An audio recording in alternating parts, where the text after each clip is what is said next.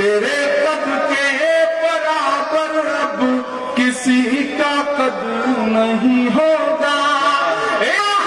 बात वालों बात मेरी याद रखना तुम, कई सदियों तलक कोई अतीत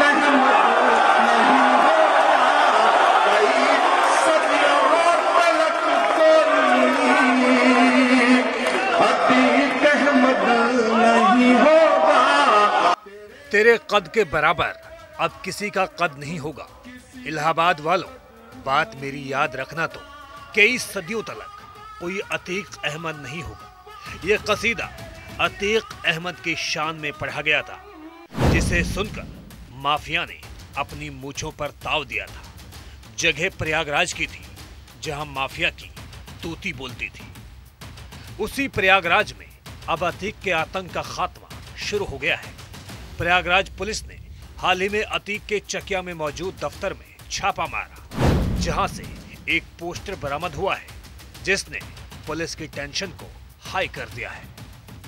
एक वक्त था जब माफिया डॉन की तूती पूरे प्रयागराज में बोलती थी। माफिया अतीक अहमद के सामने कोई भी सर उठाने की जहमत नहीं उठाता था। कोई भी उनसे सवाल पूछने की हिमाकत नहीं कर सकता था। मौजूदा वक्त में माफिया डॉन अतीक अहमद के दिन भले ही गर्दिश में चल रहे हों, लेकिन उसके गुर्गे आज भी काली रात के बाद सवेरा होने के इंतजार में है। ये बात हम यूं ही नहीं कह रहे।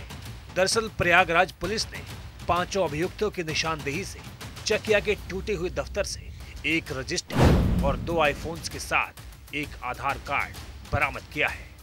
प्रयागराज का माफिया डॉन अतीक अहमद भले ही जेल के अंदर टूट रहा है, लेकिन उसके गुर्गों का गुरूर लगातार बरकरार है। प्रयागराज पुलिस ने उसके चकिया स्थित दफ्तर में छापा मारा तो एक डायरी बरामद हुई, जिसमें एक पोस्टर मिला और उस पर अतीक अहमद की फोटो छपी थी और नीचे लिखा था कि रात कितनी भी काली क्यों ना हो, उसका सवेरा जरूर होता है।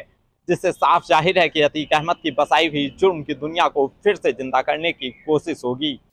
अतीक अहमद के दफ्तर से मिले इस पोस्टर की पुलिस गंभीरता से जांच कर रही है। ये पोस्टर किसने बनवाया, इसके पीछे का मकसद क्या है, इस पोस्टर की कितनी प्रतियां छापी गई हैं, इसके बारे में पुलिस ने अब तक कोई भी जानकारी साझा नहीं की है।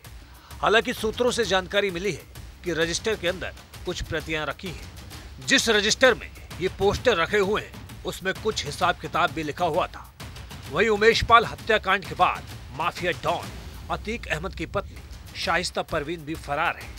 माफिया की पत्नी शाइस्ता पर पुलिस ने इनाम की धनराशि भी 25,000 से बढ़ाकर 50,000 कर दी है, जिसके बाद अतीक की पत्नी शाइस्ता की मुश्किलें भी लगातार बढ़ती हुई जा रही हैं।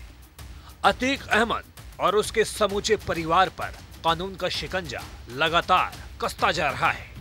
क्या पत्नी, क्या बेटी, क्या भाई और क्या बहन, कमोबेश अतीक का पूरा परिवार वांटेड की सूची में दर्ज हो चुका है। अतीक अहमद के गुर्गे और उसका परिवार काली रात के बाद सवेरा होने का इंतजार कर रहा है, लेकिन उस स्याह रात का सवेरा होना मुश्किल है क्योंकि एक्शन चारों तरफ से हो रहा है। अतीक अहमद को उम्र कैद की सजा सुनाई जा चुकी है, उसके गुर्गों का चुन चुन कर खात्मा किया जा रहा है, लेकिन अतीक अहमद के आपराधिक साम्राज्य और उसके रक्त बीजों का नामो निशान मिटाने का रास्ता पुलिस के लिए अब भी चुनौतियों भरा है। यानी वक्त ने ही उस माफिया का हिसाब करना शुरू कर दिया है, जिसकी कभी यूपी की सत्ता से लेकर सड़कों तक तूती बोलती थी।